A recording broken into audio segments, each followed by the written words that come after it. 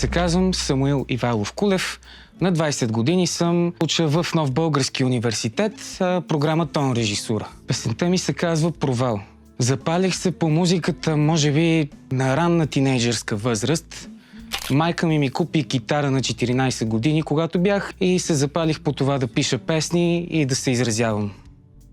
Записах се в конкурса, защото смятам, че имам нещо, което мога да предам на публиката и като цяло да бъда автентичен и уязвим. Искам да превъзмогна тази уплаха от това да бъда себе си пред някого.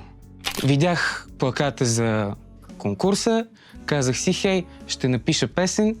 Записах я за период една седмица или нещо подобно в собственото ми мазе. Песента е за отчуждение от хората, самоизолация. И също така има надежда в песента, на припева. Искам да мога да пиша собствената си музика и да я изпълнявам, да успея да поведа една революция и да се слушат и създават малко по-разнообразни стилове музика.